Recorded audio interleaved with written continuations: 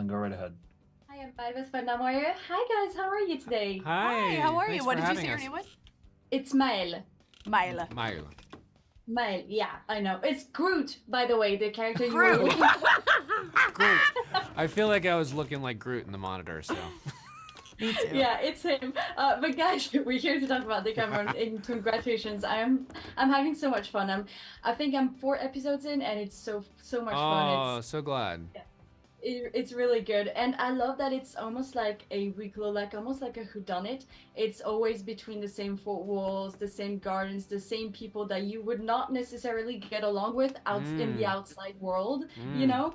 And so I was wondering how storytelling-wise this impacted your acting, Tony, and even you, Kathleen, you know, working on the show, because I feel like, you know, a location can have so much impact on a character's psychology, and so I was wondering, storytelling wise, how did that inform you?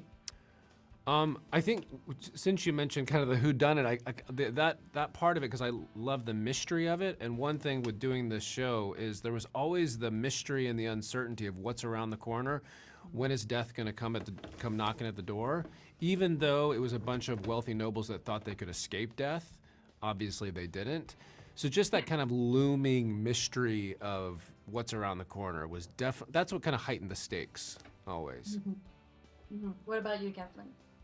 When we were scouting, we looked at a lot of different castles to sort of get the exterior of this, and we found this castle, Castello Ruspoli.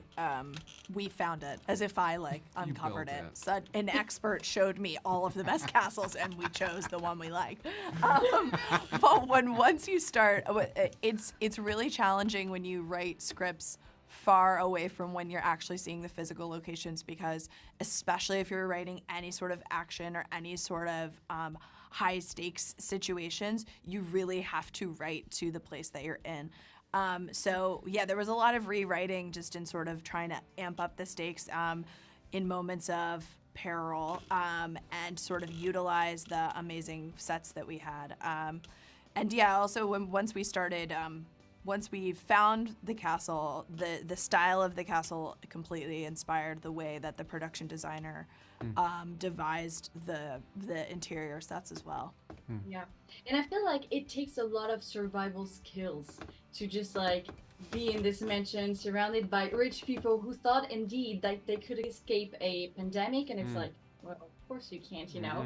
And so I think this is such a fascinating idea. And so at first everyone is freaking out, and then, you know, life goes on and everybody has sex and they talk about marriage, and it's like nothing is happening in the outside world. And I feel like I would do very badly in this type of situation. I feel like I would freak out so much I would have a heart attack and just like be the first one to die. Do you guys think you have the skills to survive a situation like this? Ooh. Yeah, I don't think I would do well.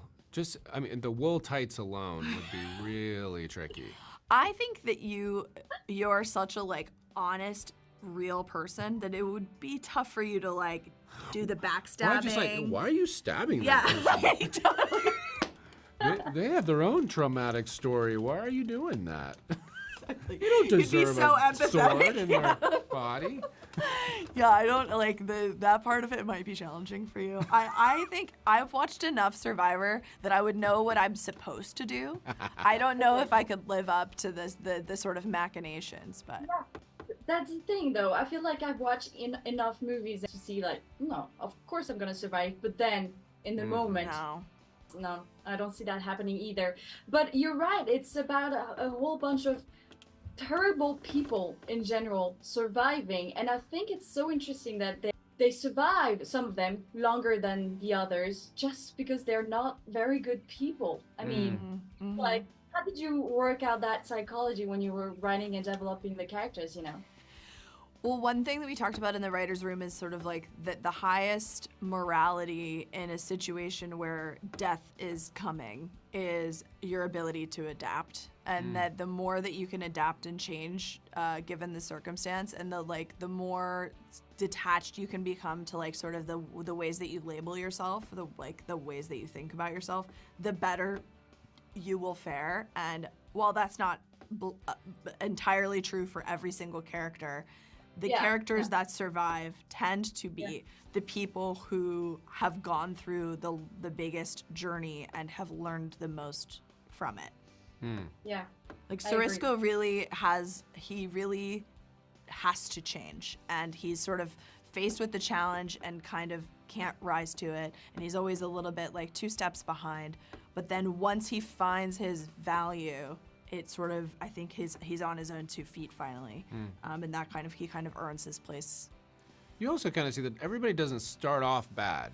You know, their kind of circumstances. Each of these people had very different circumstances growing up that weren't their choice, and so like you see how that kind of morphed into this person who they are, and now everybody is faced with these extreme stakes, and just that how it bleeds out is very different because of different people's stories, you know.